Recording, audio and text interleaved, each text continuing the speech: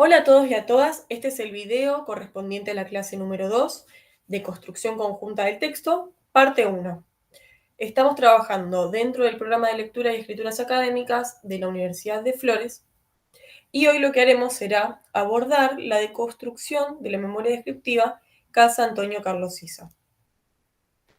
Hoy lo que haremos puntualmente será reconocer la estructura esquemática del texto y luego identificaremos los recursos lingüísticos o también los recursos llamados los recursos del lenguaje que se van poniendo en juego en el texto a la hora de construir significado.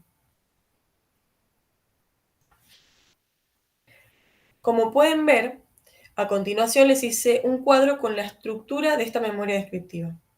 Pueden ver como todo texto, la memoria presenta etapas y que a su vez están subdivididas estas etapas en pequeñas fases. Hoy, puntualmente en el video, abordaremos la primera etapa de cualquier memoria descriptiva, la etapa presentación general, donde primero se produce la contextualización del proyecto y luego la presentación de las hipótesis. Recuerden que estamos leyendo una memoria a posteriori, es decir, que vamos a ver con detenimiento los fundamentos que llevaron a Álvaro Sisa a tomar determinadas decisiones a la hora de crear esta casa para su hermano. Como les mencioné, vamos a trabajar sobre la presentación general y las fases son contextualización, o también la podemos llamar contexto, y presentación de la tesis. En la etapa de contextualización se establece la ubicación de la casa. ¿Sí? En este caso, en Santo Tirso, una localidad del área metropolitana de Oporto, y así. Y luego, en esta misma parte, se menciona un problema arquitectónico, para ya ir introduciéndonos.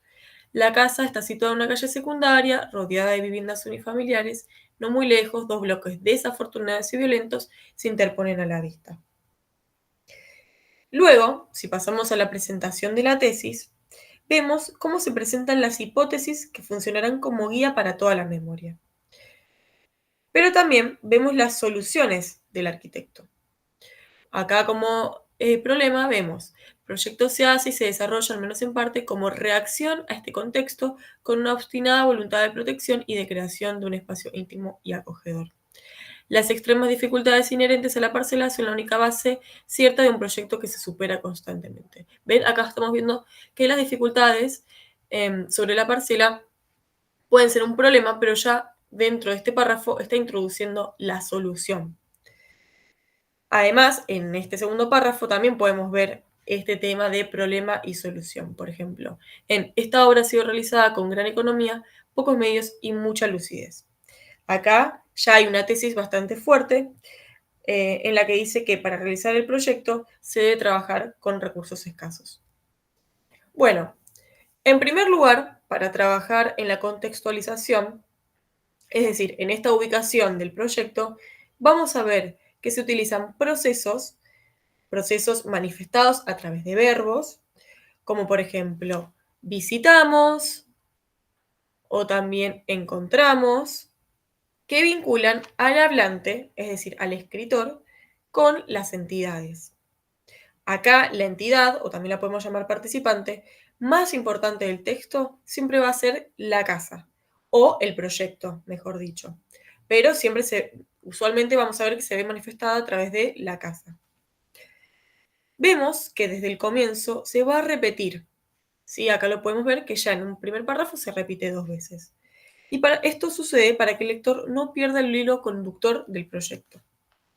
Ahora bien, ¿cómo es que se manifiesta el hablante de la memoria? Bien, desde la primera persona del plural. Ya lo vemos, por ejemplo, en visitamos o encontramos. Sin embargo, el proyecto, la casa, siempre se presentará desde la tercera persona. Así que será la casa está situada, la casa, en una sola tarde de otoño, la visitamos. Ahora bien, respecto a el análisis de procesos y de entidades, en la presentación de la tesis vemos la repetición reiterada de las entidades, pero con diferentes formas. Por ejemplo, el proyecto, un proyecto, esta obra. Acá vamos viendo que si bien se repite, va cambiando. a partir de los pronombres. Se utiliza esta obra, por ejemplo, se aplica un pronombre para poder especificar. Pero además es importante ver que el hablante o el escritor pretende imponer cierta distancia o lograr un registro más formal a partir de la forma pasiva, ha sido realizada, y también con el uso del se impersonal. Por ejemplo, podemos ver que este se impersonal se utiliza en el proyecto se hace y se desarrolla, un proyecto que se supera, y como mencioné, la forma pasiva, esta obra ha sido realizada con gran economía. Utiliza el lenguaje de esta forma de manera intencional, para no caer en la informalidad. Recuerden que la memoria descriptiva es un género, es decir, que son textos que se utilizan para licitaciones, por ejemplo, o para describir de manera más formal los proyectos que ha realizado un arquitecto. Entonces, este tipo de lenguaje tiene que tener un registro formal. Bien, hemos observado en cuanto a la participación de entidades y procesos estas cosas. Pero también podemos ver que las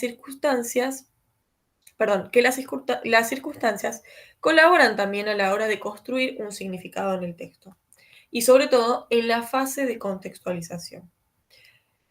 Acá, en las frases que marqué, vemos cómo se describe a las circunstancias, y estas circunstancias responden a las preguntas de ¿en qué momento o en qué lugar?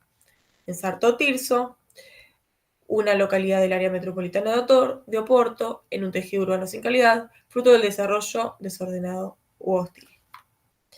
Y además podemos ver que cada circunstancia, por ejemplo, en una calle secundaria, hay una descripción encuadrada a través de comas para añadir más información aún. Por ejemplo, en una calle secundaria se le agrega la oración de rodeada de viviendas unifamiliares para agregar más información a este sintagma. Y bien, como se imaginan en la memoria descriptiva, al tratarse de una argumentación, es propio de que el género tenga un grado alto de valoración. Es decir, que el hablante manifieste su opinión o manifieste la subjetividad. Aquí, desde la fase de contexto, vemos que la opinión del hablante hacia el proyecto se manifiesta a través de adjetivaciones, como por ejemplo, una soleada tarde de otoño, un tejido urbano sin calidad, fruto del desarrollo desordenado y hostil, dos bloques desafortunados y violentos. Acá vemos subjetividad porque tenemos que pensar sin calidad para quién, desordenado para quién. Este lenguaje, cargado de opiniones, vemos que en primer lugar se construye un espacio de forma negativa para agrandar las dificultades arquitectónicas, de manera que se pueda ensalzar o agrandar a las soluciones que tuvo que realizar o desarrollar el arquitecto. Y luego de describir al ambiente hostil, lo que, como dije antes, hace que el escritor sea expresado de manera positiva y de una manera un poco más directa, podemos verlas a este tipo de cuestiones no solamente en las adjetivaciones, como mencioné antes, sino también en frases como por completo su talento, ya que al hablar de talento se está mencionando un alto grado de positividad. También otra forma para valorar positivamente es hablar de su obra. Por ejemplo, en el primer párrafo expresa que el proyecto se supera constantemente. Para concluir, haremos un repaso de lo visto durante la clase. Bueno, en primer lugar, vimos que la memoria descriptiva comienza con la etapa de presentación general y que esta a su vez está dividida por las fases de contexto o contextualización y por la presentación de tesis. Y en cuanto a los recursos del lenguaje, al momento de leer y escribir una memoria, tenemos que prestarle atención a cómo se manifiestan las entidades. Recuerden que la entidad principal es la casa o el proyecto y aparece reiteradamente a través de pronombres o sinónimos. Luego, ¿Cómo se manifiestan los procesos del texto? ¿En primera o en tercera persona? Bueno, eso ya lo vimos, así que habría que retomar. Si se describen las circunstancias, si es bueno, de qué forma, en qué fase aparece más. Después hay que preguntarnos si existe valoración positiva o negativa. Sabemos que sobre el autor y su obra se valorará positivamente, pero bueno, ¿con qué objetivo y cómo se muestra la opinión del hablante? Muchas gracias y nos vemos en el siguiente video de construcción, parte 2.